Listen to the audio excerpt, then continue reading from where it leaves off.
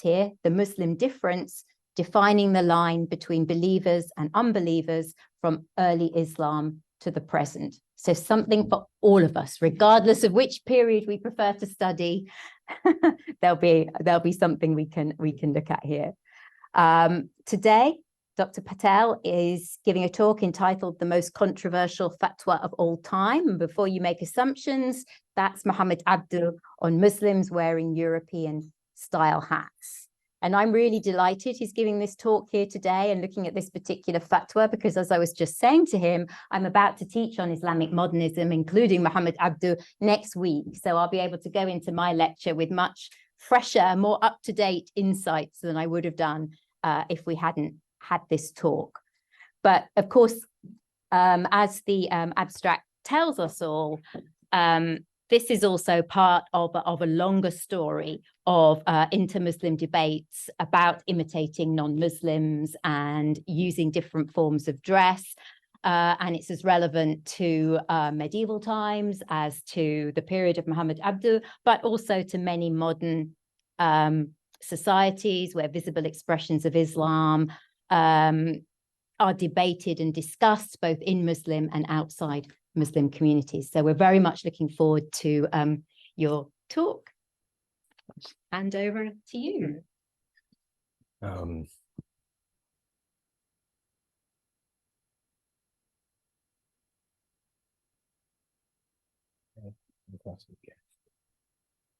Great. Well, it's a pleasure to be here. I wasn't sure I would make it here actually for a moment, but I did manage to to drive on the wrong side of the road from Oxford to Cambridge, which was a bit of a harrowing experience for me, to be quite honest with you. I still have sweat beads dripping from my forehead from that experience. But I'm very happy to be here and talk and share a little bit about, I guess, one chapter from the book that Professor Bennison had mentioned, just to prove that it actually exists. I have the material object here to demonstrate it does exist in the world. And in many ways, it forms a culminating chapter, or at least body chapter of the text, but I'm very happy to speak to you about it today. So I've titled it The Most Controversial Fatwa of All Time with a question mark, and suggesting it's up for debate. Muhammad Abduh on Muslims wearing European style hats. So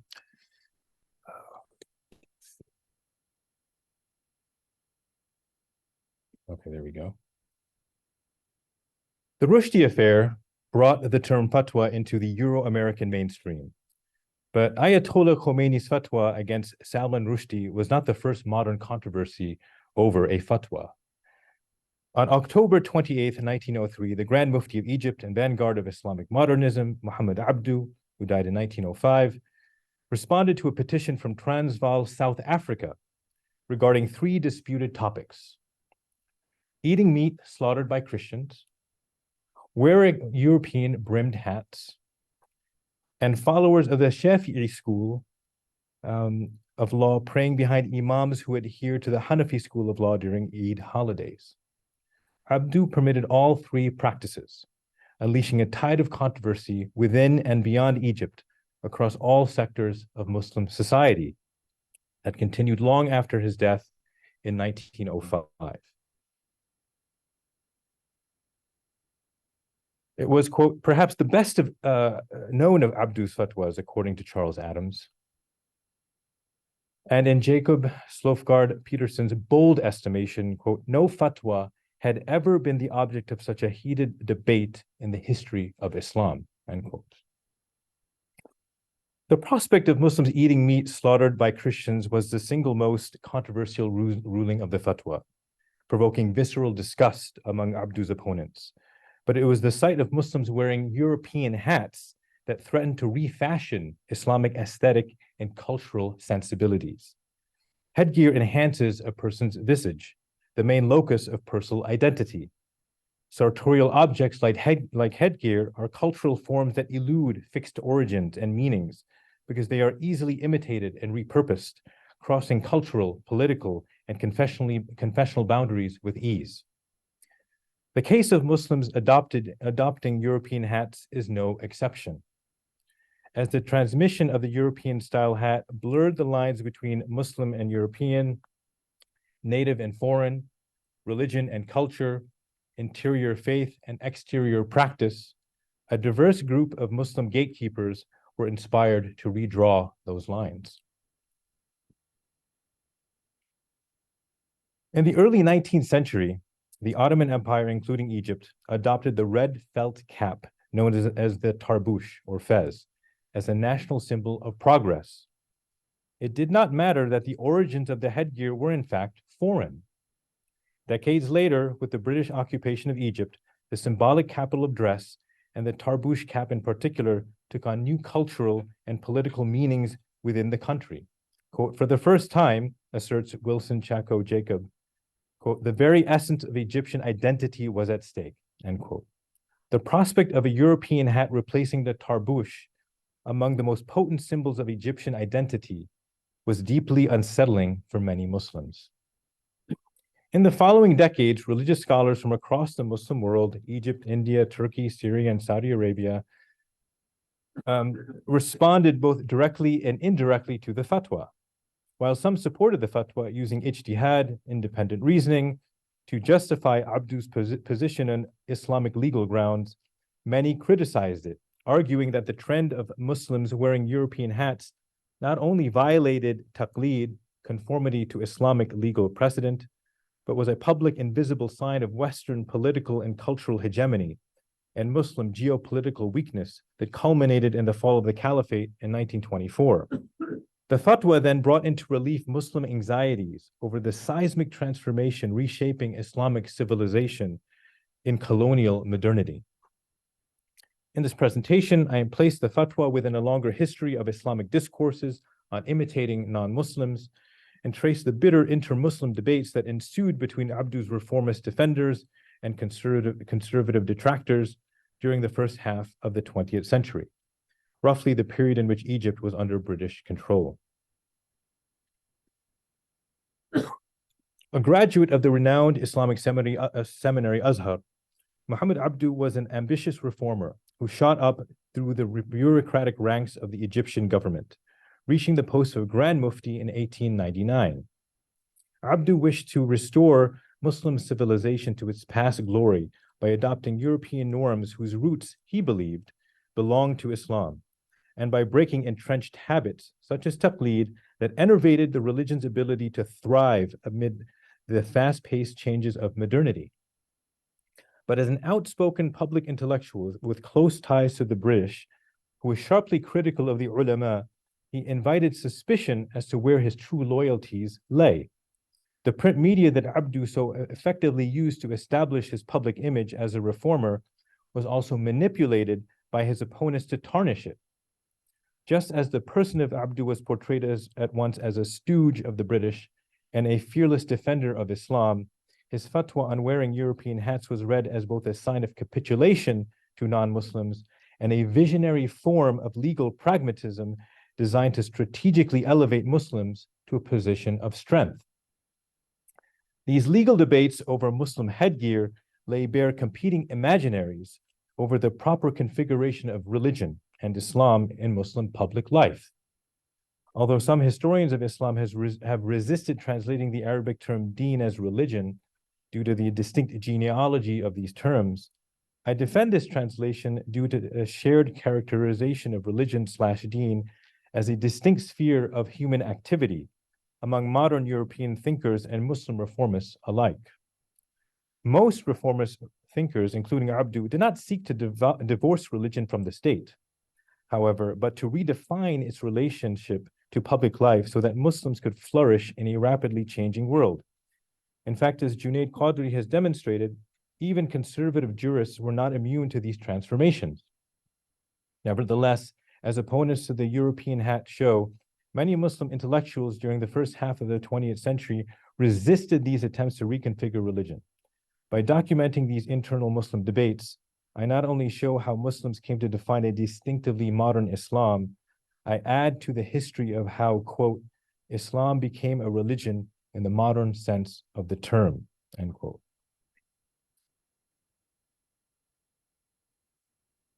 Nearly 6,000 kilometers south of Egypt, the South African Republic of Transvaal was a new British colony when Abduh issued his fatwa.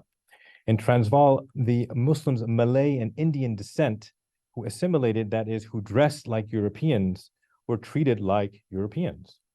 Quote, even more than in Egypt or India, observes Lior Halabi, quote, hats in this part of the world functions as liminal markers of social, racial, and professional identity, end quote. Having lived abroad in exile for several years, Abduh was in fact well acquainted with the unique challenges of being a religious minority in a foreign country. And he appears to sympathize with their situation as indicated by his accommodative response in the fatwa. The wearing of a hat, al-Brunayta, if the one who wears it does not intend thereby to leave Islam and enter another religion, is not to be considered as constituting the wearer an unbeliever.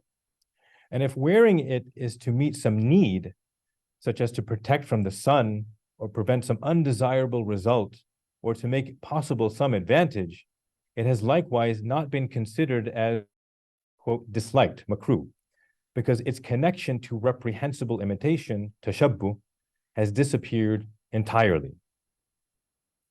To understand why Abduh addresses the apparently outlandish assertion that wearing a European-style hat may turn a Muslim into an unbeliever, we must first understand the Islamic doctrine against imitation he's referring to in the fatwa. So the term tashabbuh that I've translated in the fatwa as reprehensible imitation is in fact an Arabic term with an expansive and robust semantic field. So I've just selected some English terms that kind of fit within the semantic field of this Arabic term: imitation, mimesis, simulation, assimilation, and resemblance.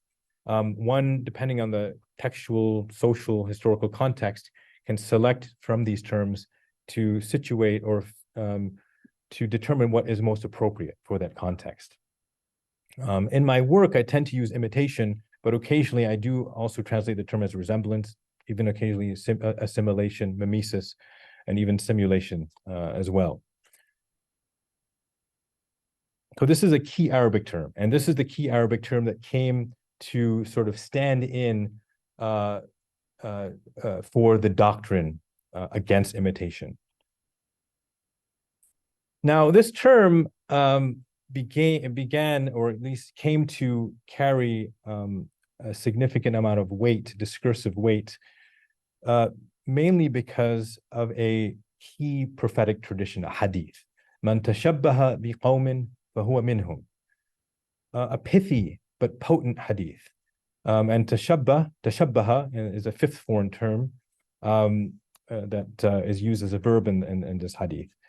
It is collected and transmitted by Abu Dawood, one of the sound six, but it is also collected in many other collections, such as the Musannaf of Abdul Razak, the Musnad of Ibn Hanbal, many of Tabarani's collections, Daylami, and others. It does come, in fact, in different versions. There's a second version that I call the apocalyptic version, which is associated with the call for jihad. Very interesting. I won't have time to cover it in this talk, but if you're interested, please buy the book. But nonetheless, this hadith became significant and almost like a slogan, a dictum for this idea. The hadith came to signify both a descriptive and a prescriptive meaning. In other words, if you think about it, or if you look at it, read it at face value. Oops, sorry, wrong way. There we go. It might be simply describing whoever imitates a people, a group, a community, a qawm, becomes one of them, as describing a social phenomena or a social fact. But more often than not, in Islamic legal discourses, it took on a prescriptive meaning, as an admonition, as a warning. Like, man tashabbaha biqawmin fahuwa minhum.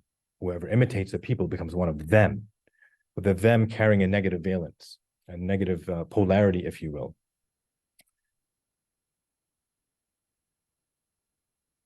one of the reasons why this hadith became so significant and one of the ahadith al-mushtahara, or the most well-known sayings of the Prophet, is because it constructs, or at least describes, a relationship between self and other. It's also one of the reasons why this hadith has taken on significance, particular significance in modernity as well. If you think about the various forms of encounters that define the time in which we live through advances in transportation, mobility, technology, etc. Now, thinking about the relationship of tashabbuh to difference, and the title of my book is Muslim difference, is because the term took on a negative valence, and I argue in the book that it came to carry a negative connotation. If you think about it, the idea of imitating or not imitating, or a command not to imitate a group or a people, is also at the same time a command to be different.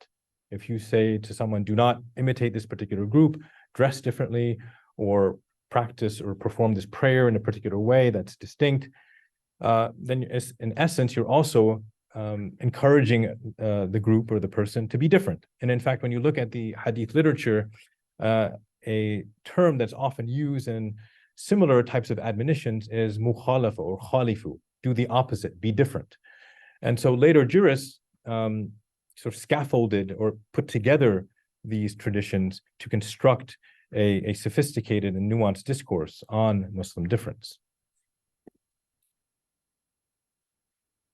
Now, thinking about imitation more broadly within an Islamic, normative Islamic framework, there are other terms that at least are sometimes translated as imitation, or are associated with following a leader or a group, and that carry significance in terms of shaping Islamic normativity, shaping Islamic orthodoxy. Those are ittiba' sunnah and taqleed. Those are just two terms. Ittiba' sunnah, following the Prophet, generally has a positive connotation. The idea of following the Prophet Muhammad, or from a Shi'i perspective, following the exemplary conduct of the imams, is positive. It's a good thing. You should do it. Taqleed, generally, especially in pre-modernity, tended to have also a positive connotation, although in certain instances it carried a negative connotation. But the idea of following a particular legal school, for example, helped to shape and define a hierarchy within the law that enhanced stability and consistency, which is important for any legal system.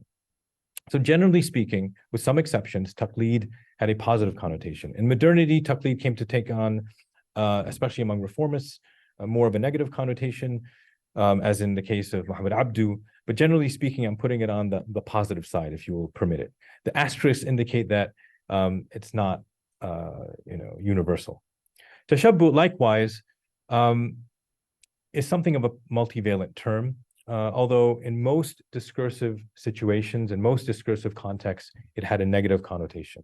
However, as I argue in the book, in certain Sufi contexts, it actually can contain a positive connotation. The idea of following a Sufi master, a spiritual exemplar, is a good thing. When I was visiting Aleppo one day, a Sufi sheikh taught me a couplet, إِلَّمْ تَكُونُوا مِنْهُمُ فَتَشَبَّهُ إِنَّ التَّشَبَّهَ بِالْكِرَامِ فَلَاحٌ. So if you cannot imitate those who are the elect or the noble, then if you cannot be one of them, then imitate them. If you cannot be one of these exemplars, then simply emulate their outward conduct, and eventually you will become and transform and become like them. Now, inspired by these traditions and by the term, what I call the treatises against imitation, kind of a genre of Islamic writing developed. So Maribel Fierro has spoken about the Kutub al-Bid'ah, or the books against innovation in Islam, in an article written a while back. But I have identified several treatises written across Islamic history, especially in modernity, that we can characterize as the treatises against imitation. So they originate from different geographic locales, from the Levant, Arabian Peninsula, Europe, West Africa, North Africa, South Asia. Authors include Ibn Taymiyyah, Shamsuddin al-Dhahabi, Najmuddin al-Ghazi, Uthman bin Fodio, Qari Muhammad Tayyib, Muhammad Asad, Ahmed al-Ghumari. Most treatises were composed in Arabic, but also some were composed in Ottoman Turkish, Urdu, and English, and some Arabic texts have been translated into other languages as well.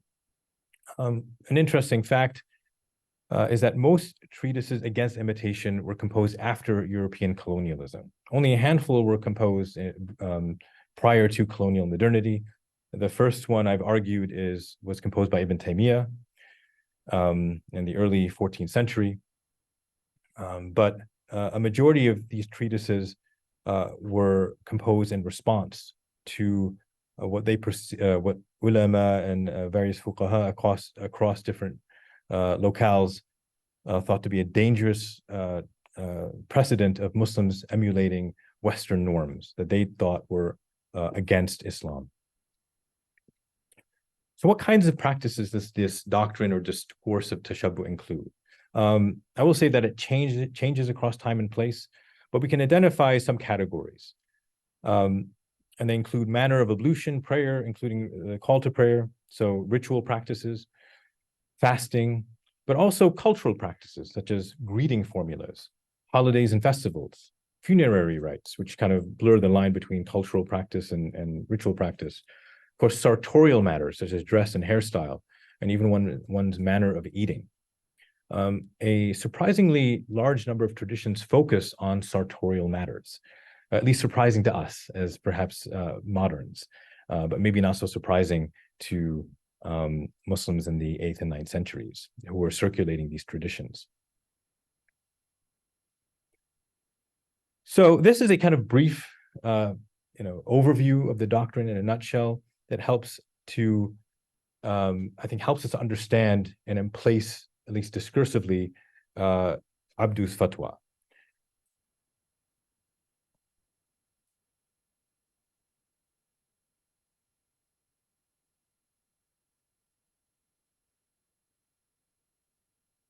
So according to Abduh's fatwa, merely wearing a European-style hat does not turn a believer into an unbeliever, as long as the intent behind the sartorial gesture is not, quote, to leave Islam and enter another religion. As the Prophet Muhammad famously said, "Innamal a'malu binniyat," or acts are defined by their intentions. Here, Abduh echoes the Mamluk jurist Ibn Taymiyyah and others who stress the importance of motive in determining the legal status of acts within the Sharia. A believer who wears a European-style hat but does not intend to exit Islam thus remains a believer and does not become an apostate. The very fact that he's saying that should indicate to you that not everybody held that position. Next, he evaluates the act's legal status in the Sharia, whether it is lawful, unlawful, recommended, detested, or required. The five, where in the sort of spectrum of Islamic law does the ruling on wearing the European hat fit? Following a legal pragmatism that a less reform-minded mufti would have shunned, Abduh invokes the principle of public interest to circumvent the application of this doctrine.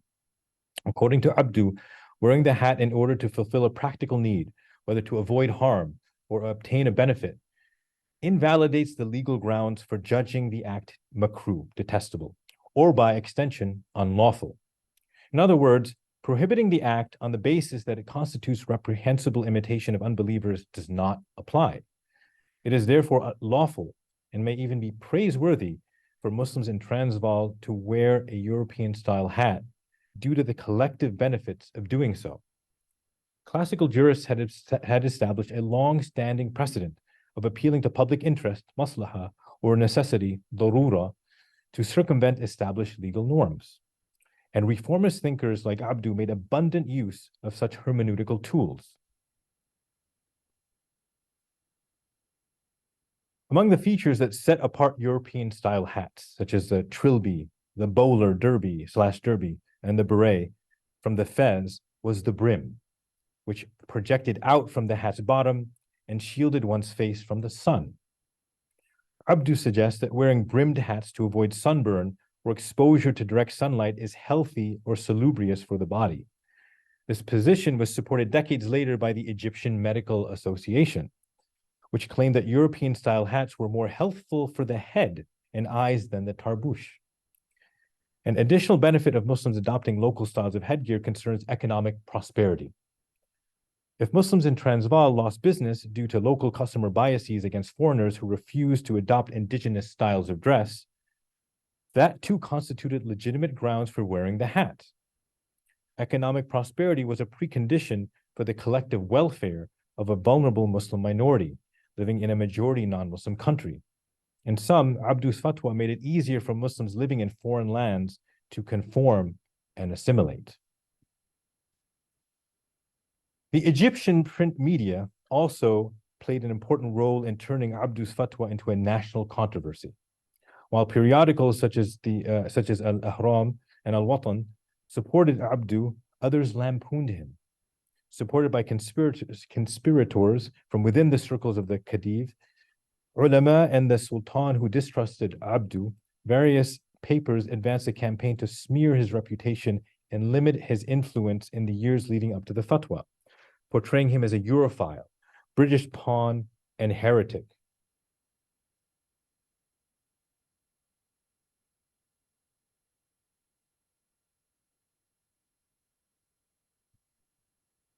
While Muhammad al-Muwaylihi viewed Abduh as a mentor, having assisted him with the publication of Al-Urwa al-Wuthqa in Paris, his father, Ibrahim al-Muwaylihi, held a different view. In 1901, he publicly censured Abduh in the Lamp of the East for his ties with the British, concluding that his nebulous religious and political loyalties disqualified him from retaining the post of Grand Mufti.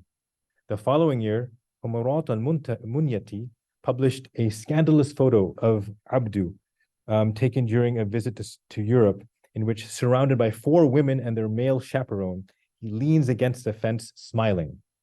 The paper's editor was sentenced to 3 months in prison for disgracing the office of the Grand Mufti, but the stain on Abduh's reputation remained. The Transvaal fatwa provided Abduh's enemies with yet another opportunity to discredit him. They purchased a copy of the fatwa from the petitioner in Transvaal and published it in the Egyptian newspaper Al-Dhahir on December 19, 1903, under the title, quote, how can that be declared unlawful, that which God has declared unlawful? The subsequent 10 issues of the newspaper criticized the fatwa as well. Expressing anxieties that this fatwa signaled the westernization of Egypt, on January 12, 1904, another paper published a satirical cartoon depicting Abduh holding the waist of a scantily clad European woman as a dog licks his leg, rendering him ritually impure, a representation of what they imagined Abduh might be doing during one of his jaunts to Europe. Adding to his Europeanization, the paper mockingly addresses Abduh as al-Mister, instead of the conventional Arab address of a Sayyid. Ironically, the same papers that ridiculed Egyptians for their mimetic fixation on Europe's image were themselves obsessed with Abduh's image. Unsurprisingly, religious scholars who objected to Abduh's bold reformist agenda composed reputations of the fatwa. In 1904, an Egyptian Azhari jurist, Yusuf Shalabi Shubra al-Shafi'i, published a treatise that criticized Abduh's fatwa on procedural grounds. Let me see if I have this.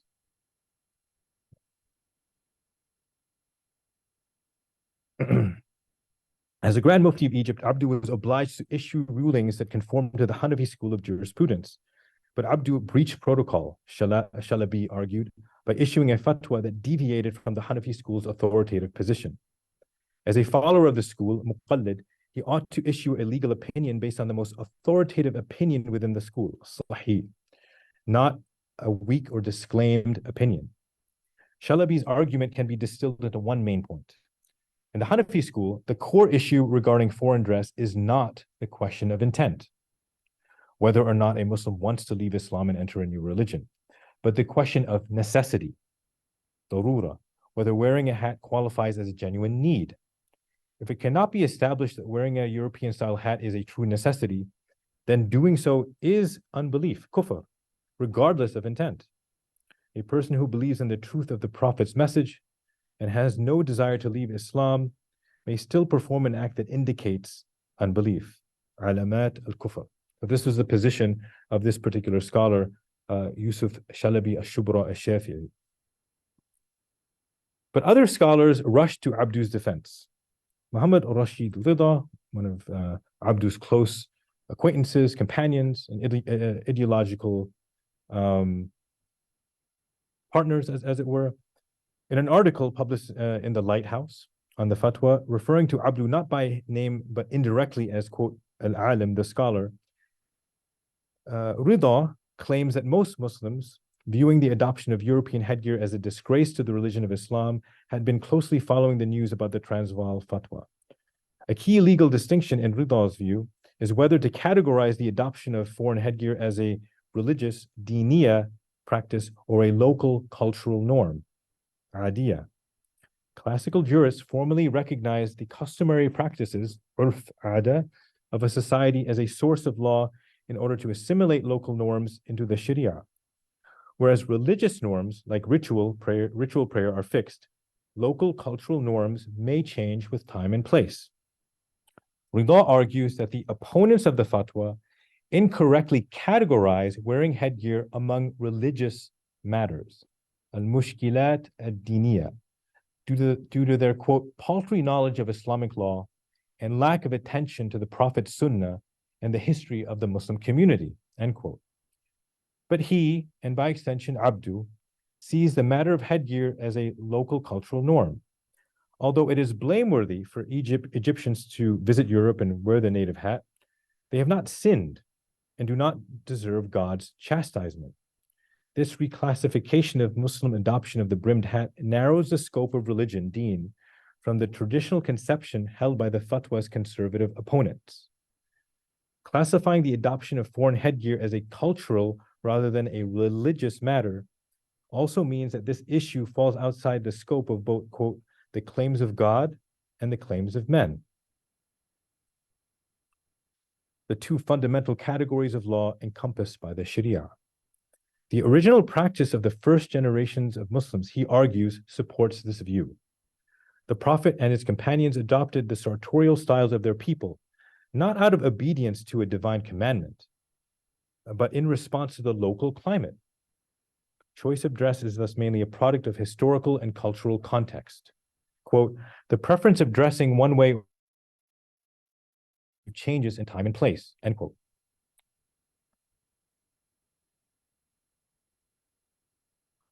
Imitation or tashabbuh is forbidden within the Sharia in religious matters, umur diniya or umur ad-din alone, argues Rida. When questioned about the permissibility of using a gong at the mosque to call Muslims to prayer, or of Muslim printers engraving crosses on copper plates, Rida issued fatwas forbidding these practices because of their uncomfortably close resemblance to Christian religious rituals and symbols. Quote, as for worldly matters, umur dunyawiya, such as food and dress, being different from non-Muslims is not necessary. Rather, people coming together through cultural practices unites them and eliminates the discord, tanafur, that blinds every group to the good qualities of the other. And when mutual discord is eliminated, then truth prevails over falsehood, end quote. By placing sartorial practices that are disconnected from ritual matters outside the zone of religion, Rida effectively expands the domain of culture, as well as a range of foreign practices that Muslims are free to adopt. Rida concludes his defense by distinguishing between the socio-political circumstances of Muslims living in Egypt and Transvaal. It is not in the collective interest, maslaha, of Egyptian Muslims to wear the European-style hat, he argues, because they aspire to gain independence from British rule. But it is in the collective interest of Muslims living in Transvaal to do so, because as religious minorities, they are incapable of seizing political power from a Christian majority. The decision to wear a European-style hat is, in other words, a pragmatic calculation, dependent upon the socio-political status of the local Muslim community. Rida's reasoning indicates how colonialism and the disparity in power between Muslims and Europe shaped reformist interpretations of Islamic law. Let me just see.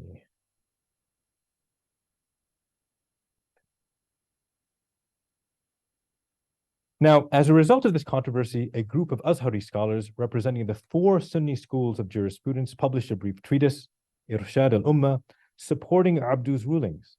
They concurred with Abduh that intent was the most critical factor for determining the theological consequences of wearing a European hat. But they also offered a key elaboration, stating, wearing the European hat was never a distinguishing marker, shi'ar, of their deen, religion, nor was the hat unique to them. Rather, it is part of their national qawmi dress. The conceptual distinction between deen and qawm is significant. It differs from the evident meaning of the canonical hadith, man tashabbaha biqawmin fahuwa minhum. Whoever imitates a people becomes one of them, which indicates that when someone changes his qawm, the community to which he belongs, he changes his deen, his religion, as well.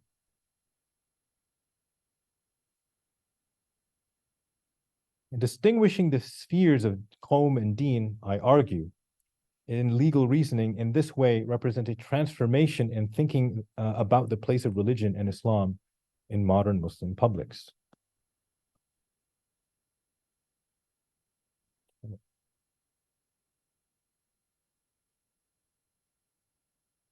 Now, a few decades later, the controversy over Muslim headgear was rekindled. After the fall of the caliphate, whose impact upon the Muslim community has shown and is evident, the stakes of the ensuing debate escalated. Let's see if I did this correctly. Okay. Turkish Hanafi religious scholar Iskilpi Atif Hoca authored a treatise against imitating European hats in 1924 and was subsequently executed by Mustafa Kemal Ataturk for preemptively undermining a 1925 state law that banned European hats in the newly formed Turkish Republic. In other words, he published a treatise against wearing European hats in 1924. A law was passed in 1925, and retroactively, the law was applied to his treatise, and he was executed. This is Ataturk in 1925, quote, "A civilized international dress is worthy and appropriate for our nation, and we will wear it. Boots on our shoes, or boots or shoes on our feet, trousers on our legs, shirt and tie, jacket and waistcoat, and of course, to complete these, a cap with a brim on our heads. I want to make this clear. This head covering is called a hat, a shapka."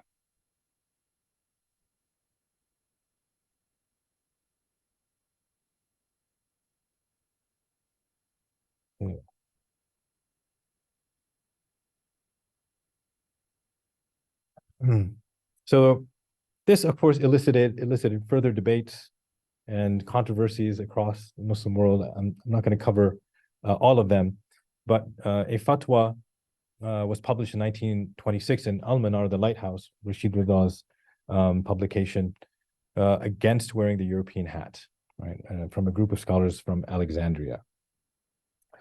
And then subsequently, in 1928, Abduh's student, the Grand Mufti of Egypt, Abdul Majid Salim, issued a fatwa in response to a petition from the Mufti of Greece regarding the permissibility of wearing the European hat.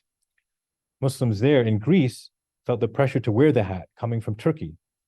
Salim issued a reformist fatwa modeled along that of his teacher Abduh.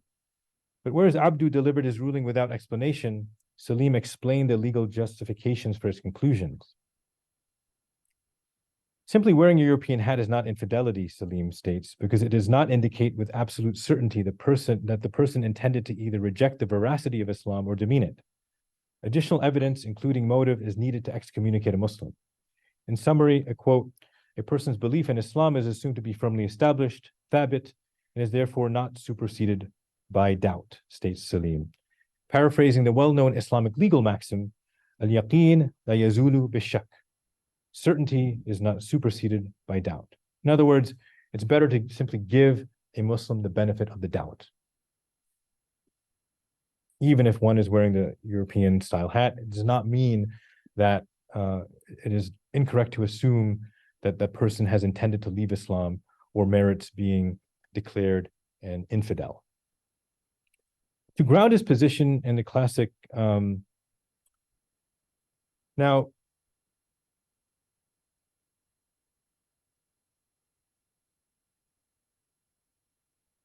he refers back to a Mamluk scholar named Ibn Taymiyyah, whom I mentioned before, and glosses the hadith, "Man tashabbaha biqawmin fahuwa minhum." With Ibn Taymiyyah as his mouthpiece, Salim argues that one who imitates non-Muslims is not an apostate, just a sinner, if the act he imitates is itself sinful and his motive is not to reject or demean Islam. Throughout the fatwa, Salim also draws on a number of classical Hanafi legal texts to bolster its authority.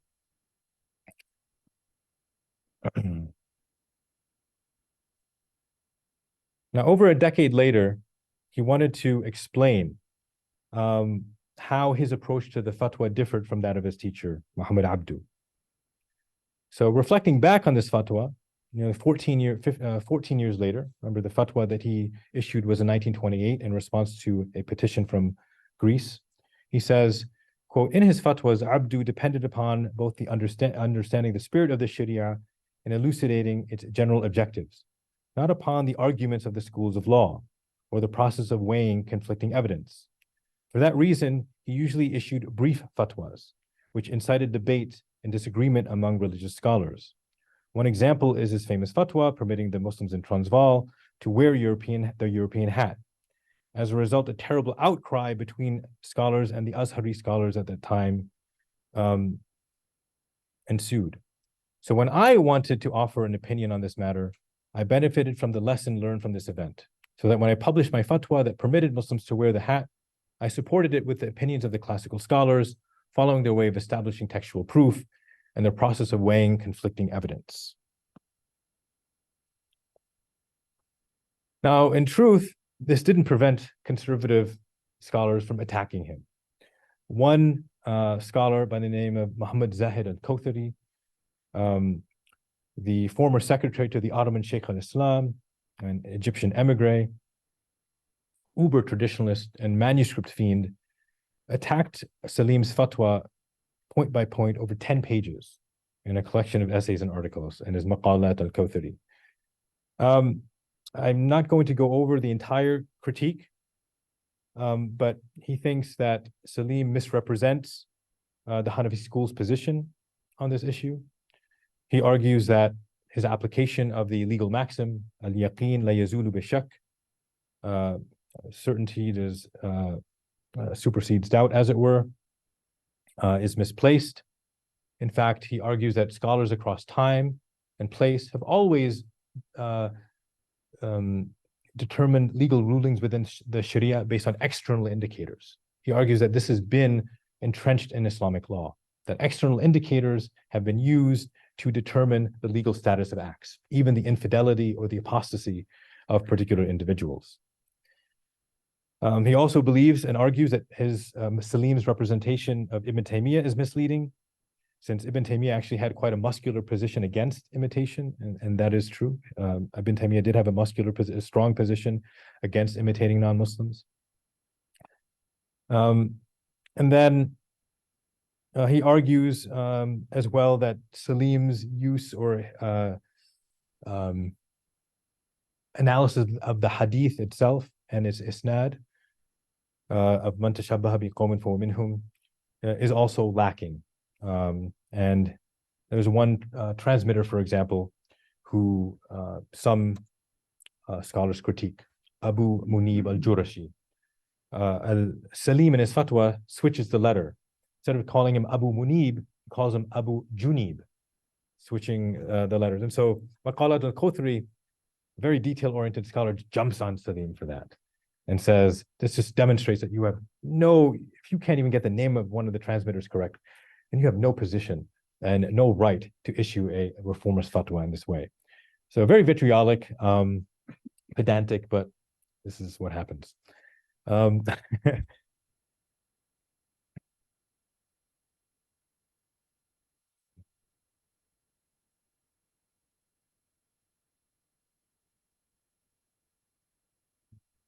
Conclude.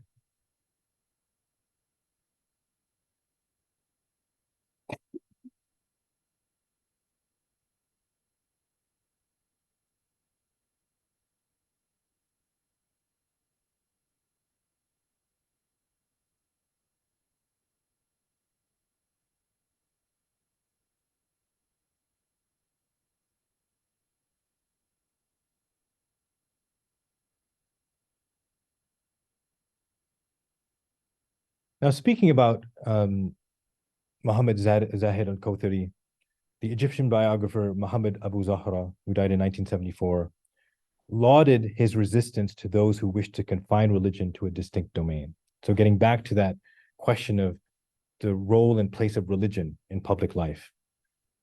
Describing al-Kawthari, he states, he reached the point when he, i.e. Kawthari, was confronted by those who wanted to separate the world from deen, religion, in order to rule the world by other than what God has revealed. But he stood in ambush for them. So he's lauding al-Kawthari for sort of standing his ground, as it were. The decades-long debate over wearing the European hat during the British occupation and control of Egypt reflects competing visions among Muslim thinkers over the place of religion and thus Islam in public life. For some, the way for Islamic civilization to reclaim its lost glory lay in removing the barriers inhibiting Muslims from adapting to modernity, even if that meant adopting foreign cultural norms. While for others, the way forward was to resist these temptations and retain fidelity to the Islamic past and preserve Muslim difference. These competing imaginations of modern religion lay bare how the dynamic process of meaning-making within Islam is, as Shahab Ahmed has argued, defined by its differences, contrasts, and contradictions. Of course, the spectrum of Muslim attitudes towards emulating Europe cannot be reduced to a rigid dichotomy of liberal versus conservative, or modernist versus traditionalist. One indicator of that is Rashid Rida himself. When one looks at his later writings, for example, he takes what might be called a conservative turn. And that's I describe in more detail in the book. Aided by the rise of print media, modern Muslim thinkers from all ideological orientations, reformist, conservative, and those in between, intensified their focus on the image of Muslims and Islam. For the Muslim minorities living abroad who wore brimmed hats to look European, or the conservatives who shunned them to look distinctively Muslim, the external form of Muslim difference remained paramount. What they could not agree upon, however, were the meanings of these images. Did adopting the European hat signal Muslim humiliation, as many conservatives feared, civilizational progress, as some reformists claimed, or was it simply inconsequential? Ultimately, Egypt's reformists prevailed. King Farouk was overthrown on July 23, 1952, as his successor appeared in public without a tarbush, which no Egyptian leader had done in more than 150 years. The independence of Egypt led to the resignification of headgear and the body. Once a marker of Egyptian nationalism, the tarbush came to symbolize the vanished monarchy, thus opening the door for Egyptian Muslims to wear any style of hat, including brimmed hats. As representatives of the government's new visual language, police officers began donning berets, a material symbol of Egypt's transformation into a modern state made in Europe's image. Thank you.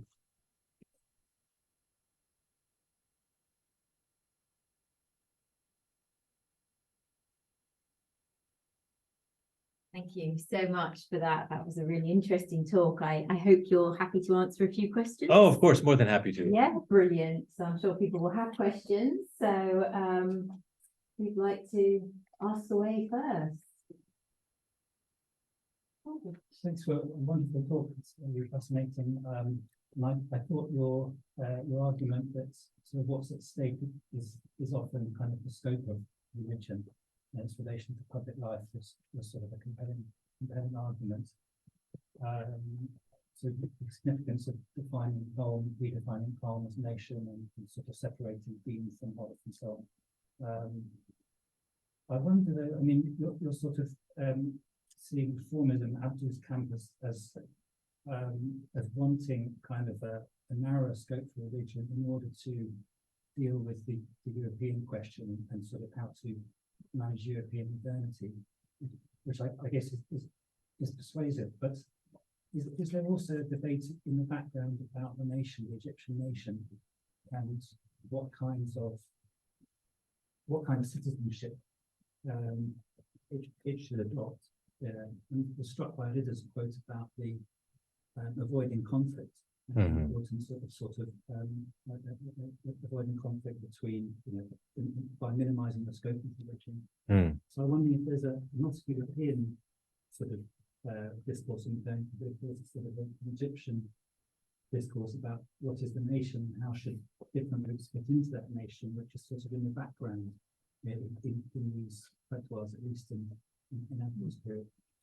Yeah, no, that's a great point, and I think certainly, I guess it's in the legal discourses, Rida is trying to play with certain categories within sort of Islamic legal discourse to say, well, these are some categories such as more diniya and kind of cultural or local norms. And he plays with these categories to create a space to allow for the hat to be worn, at least by Transvaal Muslims or Muslims living in Transvaal. So in some ways, it's something of a legal kind of game that he's playing. To what degree can he then extrapolate kind of to broader sort of transformations in religion and culture? I argue that one can, and I don't know if narrowing it is the best way of thinking about it, or at least describing it. I prefer to use the term reconfigure. Maybe in this particular case, it kind of shrinks the domain of religious practice a bit to allow and create more space for Muslims to dress individually or according to their individual norms. But certainly it can be reconfigured. And there's actually one, if I can just find it.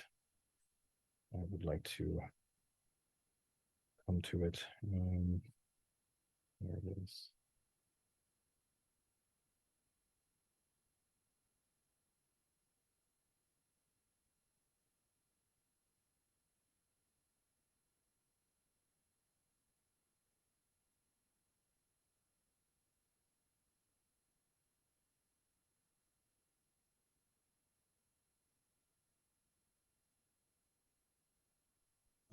Certainly one of the, another area that Abduh was very passionate about was education. And so, for example, he criticized, the Abduh, the Azhar's curriculum, and felt that it should be, the pedagogical style should be adapted. So seminaries like Al-Azhar were plagued by the disease of taqlid, blind imitation of a leaden tradition that weighed down the inquiring mind of the believer. He was against dry scholasticism and wanted to unleash the transformative power of independent critical thinking and reasoning. And certainly, I think the nationalist dimension and kind of a strong Egypt also comes through in the works of Rida. And he also associated with this discourse on imitation was a common refrain among reformists that adopting, say, military technology or administrative advances that could be adopted or assimilated by Egyptians and Muslims, these are a good thing. These are definitely a good thing. So that also, I think, figured into a kind of nationalism, as it were, that they were, hoping to, I think, advance. Although I think their view and their vision was also international as well, and their conception of the Ummah, broadly conceived, was also, I think, at the forefront of their thought. I think they were And they were also mobile, having lived in different countries as well. So while they were kind of located in Egypt, and certainly Abduh had a position within the as an administrative position, a very high-ranking administrative position within the Egyptian government. Egypt's welfare was certainly important, but more broadly speaking, they had a kind of a civilizational Islamic civilization as well. I think was also important to them as well.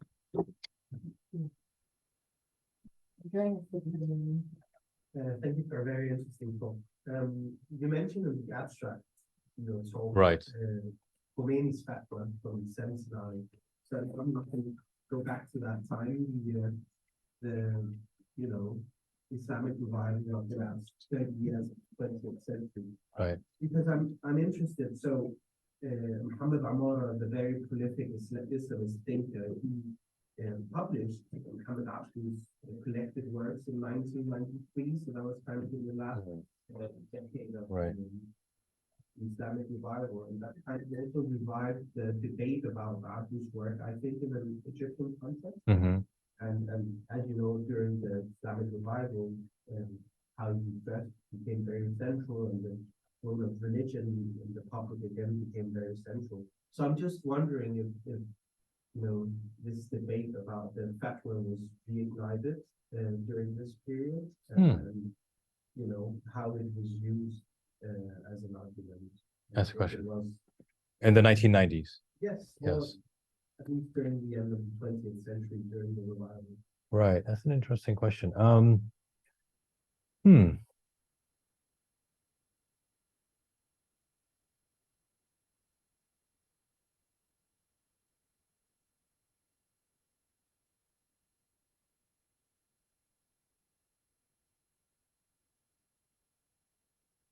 I'm not sure. To be honest with you. Yeah, it's a good question. I don't know. Yeah. Good question though. Worthy of research. Thank you so much. It's astonishing how all these debates over the issue of wearing the European hats and stuff.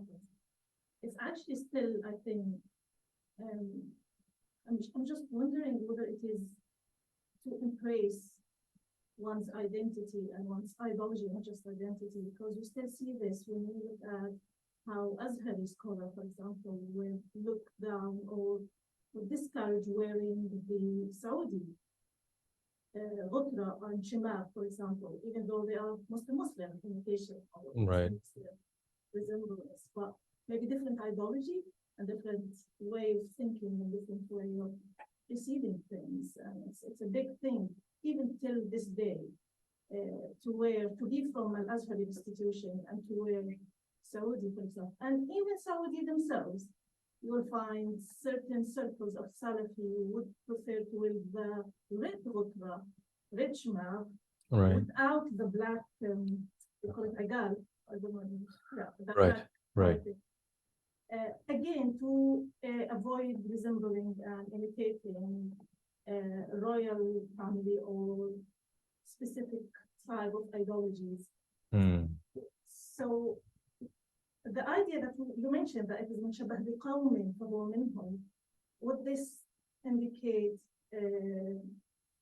ideologies, embracing one's identity, and at the same time living in now the opposite interfaith community where we live in now, and interreligious community, for Muslims, for young Muslims. I remember one of the fatwa that came my age when Michael Jackson was and all young youth would keep their hair long. The fatwa came out that this is imitating non-Muslim and should not do that. And they came with the excuse, Prophet Muhammad used to keep his hair long. And they used to say, oh no, Habibi, that's not the same thing, because you're not imitating Prophet Muhammad, now you are imitating Michael Jackson. And so it's still, so one would wonder what big fuss they made about just European hair, but it's still ongoing debate and ongoing. Takes different directions now. Muslim imitation, ideology imitation, Muslim, non-Muslim imitation, but also, so takes us, I don't know if you understand what they want to say. Yeah, no, you make a great point, and one dimension of this doctrine that I didn't have an opportunity to discuss or emphasize is that when you look at the discourse, one of the surprising things that I encountered when doing the research early on was to see how this language also applied to different categories of Muslims, about Muslims and other Muslims, as it were. So, for example, you find traditions about men resembling women and women resembling men, for example. You find so there are many traditions that cut across different categories or classes of Muslims. So in other words, it's not merely about inter-religious difference. This discourse on imitation difference is also about intra-religious difference as well. And so that's something that I explore in actually considerable detail in the book. One interesting incident that I cover and has been covered in more detail since the publication of the book, actually just concurrently, was an incident where the Caliph Omar allegedly encountered a slave girl or slave woman who was covered, wearing a headscarf, wearing a hijab, and he chastises her for doing so, which seems counterintuitive. Wouldn't he want women in society to cover themselves out of modesty? But he chastises her because in different narrations, either la tushbihi, la tushabbihi, you shouldn't be imitating or emulating or resembling a free woman. So it tells us that the meaning of the headscarf was more than just about modesty or haya, but it also signaled class distinctions between noble women or elite women and non-elites.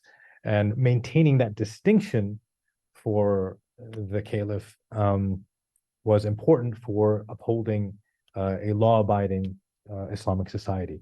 So we find many other traditions on various categories. One of the unexpected facets of this discourse that I encountered was a particular treatise authored in the 17th century by Najmuddin al-Ghazi. It's a 12-volume treatise on imitation. It's very extensive. He spent nearly 40 years writing about it. He devotes 2 volumes of within the 12 published volumes to animals, how humans should interact with animals.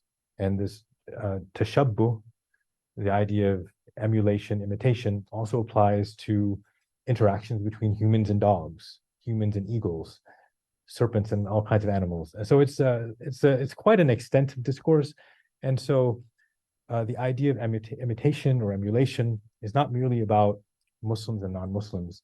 It is much more broadly about how to, what I would call it represents or echoes a social imaginary, a distinctive social imaginary that evolves with time and place. So it doesn't necessarily surprise me that the discourse, that this language of tashabbuh, of imitation and emulation, continues today and applies to Muslims distinguishing themselves from other kinds of Muslims. Aaron Rock Singer, I think, has written a book and maybe published some articles recently that explore how Salafi Muslims, for example, have adopted certain sartorial norms to distinguish themselves from other kinds of Muslims in ritual practice and beyond. So such as wearing shoes in the mosque, for example, which is something that I surprisingly encountered in one mosque in North Carolina.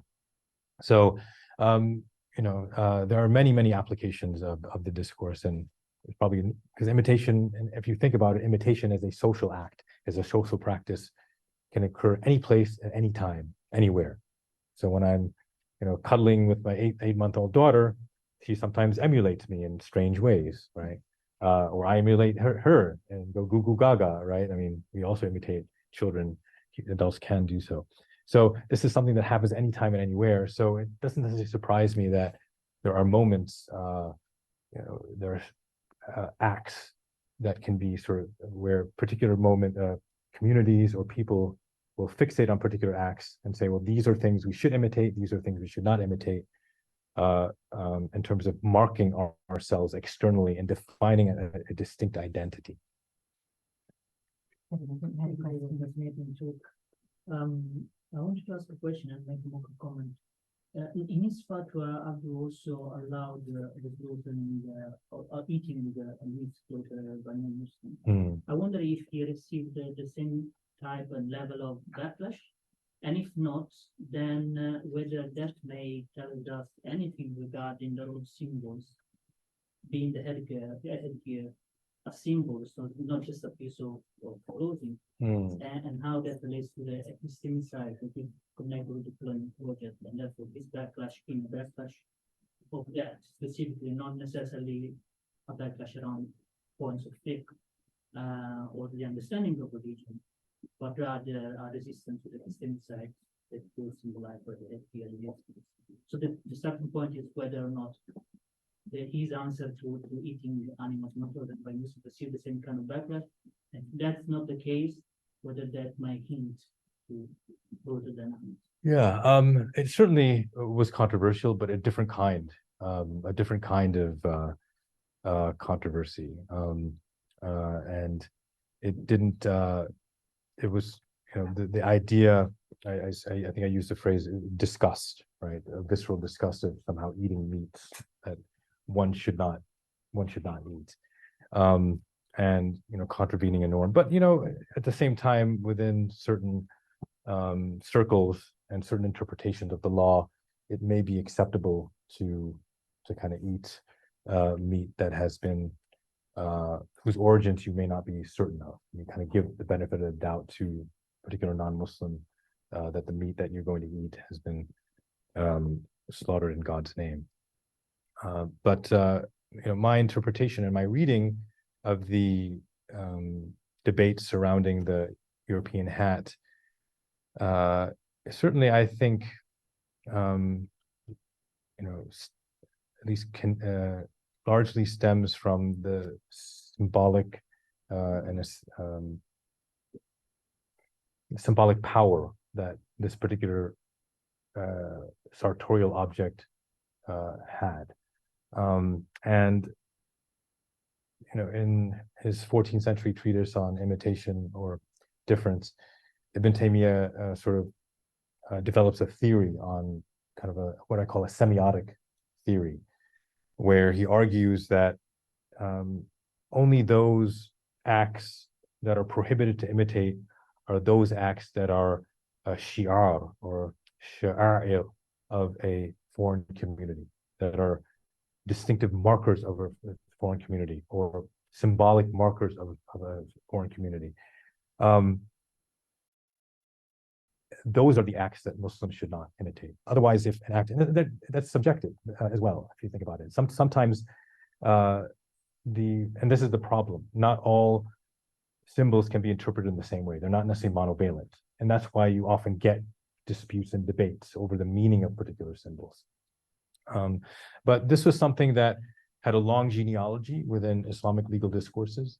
The semiotic dimension of tashabbuh or imitation. It's not something that Abduh in his fatwa elaborates. He kind of focuses on the kind of what I call legal pragmatism, that kind of logic.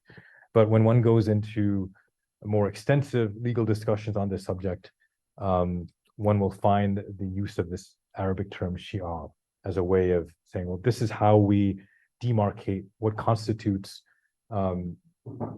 imitation that is bad versus innocuous forms of imitation. But you're right, the symbolic dimension, and as I've argued elsewhere, symbols are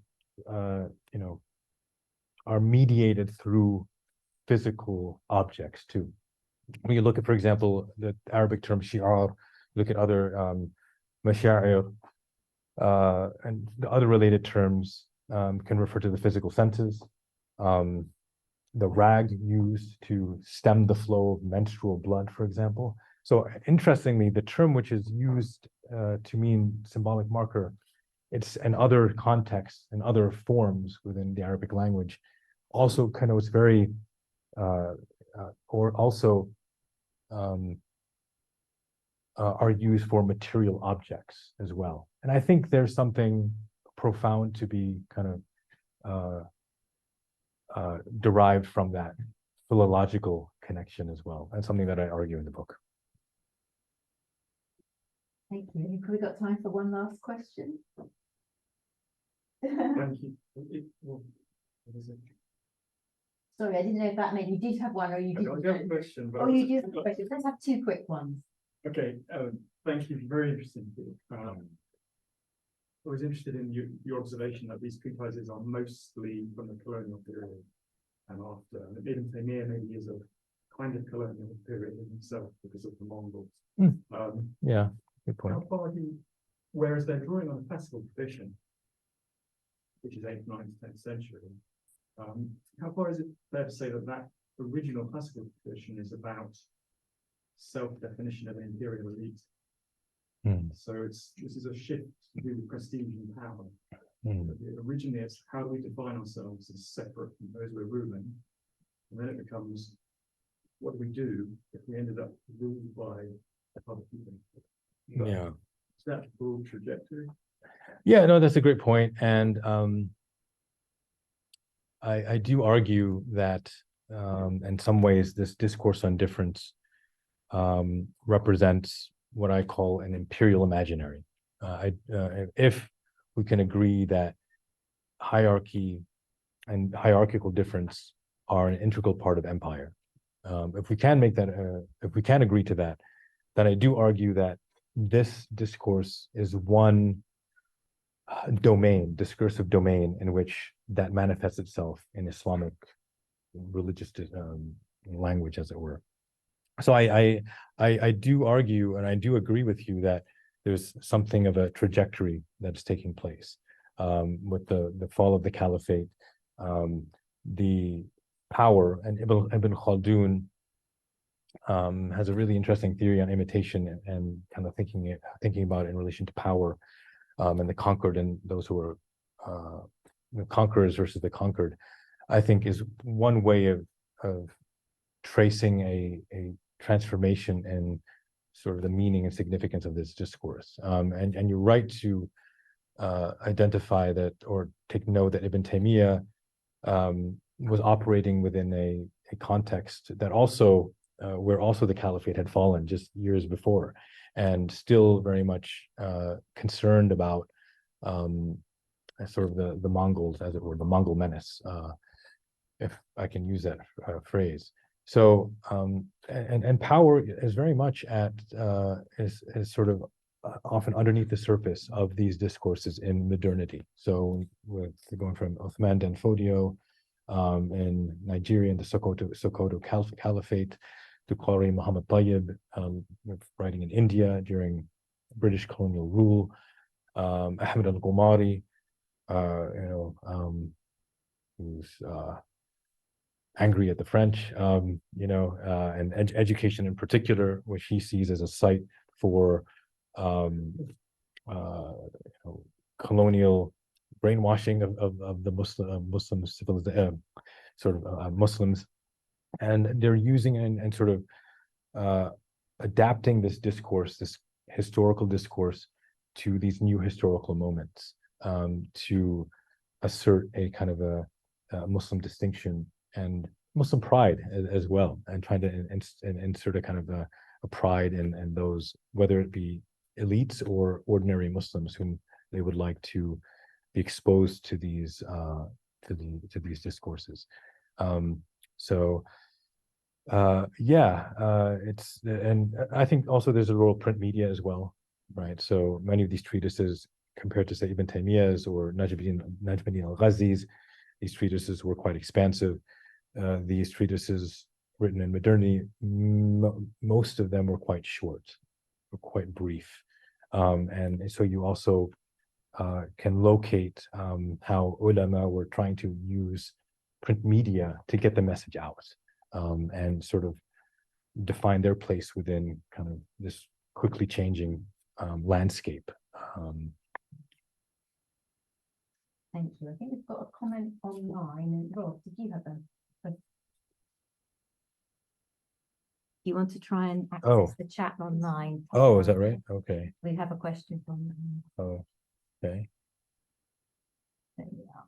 I'm not sure the word is. Okay, so I'll read the question. The Yes. dichotomy between traditionalists and reformists is often demonstrated through the issuing of fatwa.